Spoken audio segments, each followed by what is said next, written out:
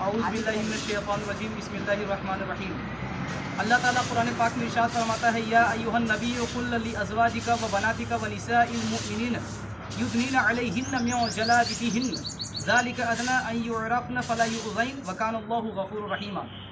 अल्लाह ताला कुरान पाक की ये सूरह अहज़ाब आयत नंबर 59 फरमाता है कि ए नबी सल्लल्लाहु अलैहि वसल्लम अपनी बीवियों और अपनी बेटियों और ईमान वालों की औरतें यानी कि मुसलमान की औरतों से कह दो कि अपने ऊपर अपनी चादरों के पल्लू लटका लिया करें। ये ज़्यादा मुनासिब तरीका है ताकि वो पहचान ली जाएं और न सताई जाएं। अल्लाह ताला बहुत बड़ा रहीम है।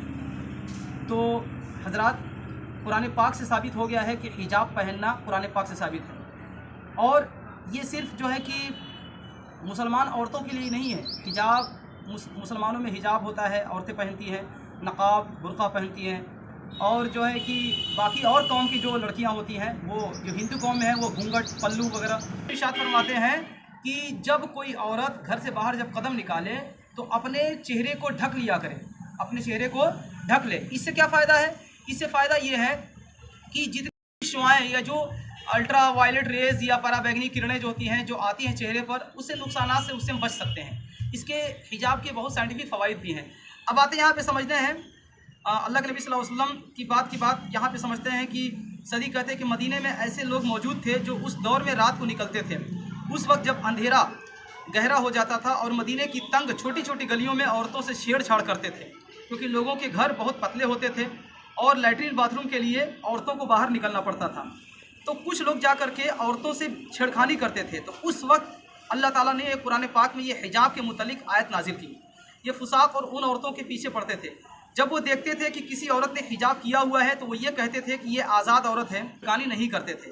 और जो औरत बग़ैर पर्दे के बाहर निकलती थी उसके साथ छेड़खानी करते थे। और आज भी देख लीजिए कि जो औरत अगर पर्दे में या बुर्क़े में या हिजाब में जाती है तो उसके साथ छेड़खानी होने के चांसेस बहुत कम होते हैं। और जो लड़की jeans pant shirt T shirt top वगैरह पहन के जाती है बग़ैर पर्दे के, उसके साथ रेप, बलात्कार और छेड़खानी के जितने भी चांसेस होते हैं बहुत ज़्यादा होते हैं। अब यहाँ पे देखिए कि सबसे ज़्यादा बेपर्दगी ईसाइयों में है, सबसे ज़्यादा बेपर्दगी वेस्ट कल्चर में है, वेस्टर्न कल्चर में है। यानी कि मगरबी तहज़ीब, जो मगरबी तहज़ीब है उसमें सबसे ज़्यादा बेपर्दगी पाई जाती है। और आज भी अमेरिका में सबसे ज़्यादा रेप के इम्कानात बहुत ज़्यादा पाए जाते हैं।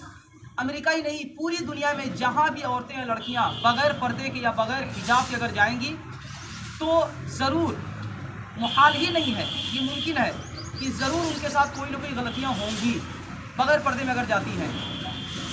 पहली बात तो यह है कि ये सब छिपेगी कैसे? जब हिजाब बच्चियाँ पहन के जब जाएंगी तभी वो छिप, चाहे वो हमारी बच्ची हो चाहे आपकी बच्ची हो, कोई भी हो, हिजाब का पहनना बहुत ही ज़रूरी है। और हिजाब सिर्फ वो जो लड़की, जो मुस्कान नाम की जो लड़की थी जिसने अल्लाह अकबर का नारा लगाया है, सिर्फ उसी की बात नहीं है, उसी की बात नहीं है। उस बच्ची को तो मैं सलाम पेश करता हूँ। उस बच्ची ने कितनी मतलब बहुत अच्छी पहल की है, अल्लाह का शुक्र है। और परवरदिगार आलम से दुआ है कि अल्लाह ताला उस जैसी तमाम बच्चियों के अंदर इतनी हिम्मत और हौसला पैदा करे। अब मेरा ये कहना है कि अल्लाह ताला ने कुरान पाक से जो ये साबित जो है, ये जो कुरान पाक की जो मैंने आयत पेश की है, सूरह नंबर 33 सूरह अहज़ाब आयत नंबर 59 यानी वर्स नंबर 59 में अल्लाह ने जो कहा है, तो हिजाब और पर्दा और चादर और घूंघट, जितनी भी चीज़ें हैं जो जिस्म को छुपाती हैं, ये कुरान से साबित है। जो लोग ये कहते हैं कि कुरान पाक में नहीं है, वो कुरान से साबित है। अगर आप लोगों को मालूम करना है कि ये कहाँ पर लिखा हुआ है तो आप जाएं, कुरान को खोलें, कुरान के सूरह नंबर 33 और वर्स नंबर 59 को खोलें और उस आयत का मतलब समझे, उसकी तफसीर, उसकी इलस्ट्रेशन, उसका पूरा एग्जाम्पल, पूरा जो है रेफरेंस पढ़िए, आपको समझ में आ जाएगा। ये इस्लाम मज़हब में जो औरतों को जो हिजाब पहनाया जाता है तो औरतों को तंग करके या उनकी आज़ादी को छीना नहीं जाता है, बल्कि औरतों को उनका हक दिया जाता है। इसलिए क्योंकि खाने के ऊपर अगर हम प्लेट ढक देंगे तो मक्खी नहीं बैठेगी, और अगर हम प्लेट हटा करके खाने को खुला छोड़ देंगे तो मक्खियाँ बैठेंगी, और जब मक्खियाँ बैठेंगी तो बीमारियाँ पैदा होंगी। तो ठीक उसी तरीके से औरत जो होती है वो कीमत की चीज़ होती है, कीमती चीज़ होती है। सोने चांदी हीरे जवाहरात जितने भी वो सब ज़मीन से पैदा होते हैं, क्योंकि ज़मीन उसको छुपाई रहती है, ज़मीन उनका हिजाब है। तो हर एक लड़की या हर एक कीमती चीज़ के लिए पर्दे का होना बहुत ज़रूरी है। तो इसमें जो लोग हिजाब को लेकर के जो लोग ये कह रहे हैं कि नहीं ये गलत है, वो उसने ये किया वो किया, ये सरासर गलत है। हिजाब सिर्फ मुसलमान औरतों को ही नहीं बल्कि तमाम दुनिया की जितने मजहब, जितने धर्म की लड़कियां हैं, सबको हिजाब पहनने की ज़रूरत है। मैं उस पर फ़र्ज़ नहीं कह रहा हूँ, ये तो खैर अल्लाह का शुक्र है कि कुछ बच्चियां जो है कि हिंदू बच्चियां जो हैं अपने चेहरे पे मास्क लगा के घूम रही हैं।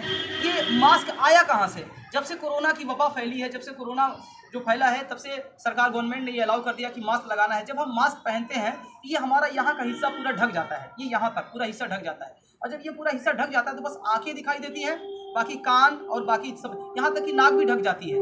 तो ये क्या है? ये भी एक हिजाब ही है। ये जो मास्क जो पहनाया जा रहा है, ये भी क्या एक हिजाब ही है। तो हिजाब से नफरत नहीं होनी चाहिए। बाकी सारे लोगों को मैं आप लोगों से बहुत विनती कर रहा हूँ कि सिर्फ मुसलमान की औरतों को सिर्फ हिजाब देख करके मुस्लिम की पहचान नहीं होनी चाहिए। मुसलमानों की पहचान सिर्फ हिजाब ही नहीं है, यहाँ तक कि हिंदुओं की पहचान भी हिजाब है, ईसाइयों की पहचान भी हिजाब है। अपनी बच्चियों को हिजाब में भेजा करें, अपनी बच्चियों को पर्दे में एक कर्टन टाइप का रहे, एक सतर रहे, ताकि उनके बॉडी को, उनके जिस्म को ढक सके, कवर कर सके। एक कवर वाली चीज़ होनी चाहिए, इससे बच्चियाँ सेफ रहेंगी। और मैं दावा करता हूँ, मैं चैलेंज करता हूँ, कसम खुदा की बता रहा हूँ कि जिस दिन पूरे मुल्क में 50% लड़कियां हिजाब पहन के बाहर निकलेंगी, उस दिन से रेप का होना और बलात्कार का होना रुक जाएगा। अस्सलामु अलैकुम रहमतुल्लाहि।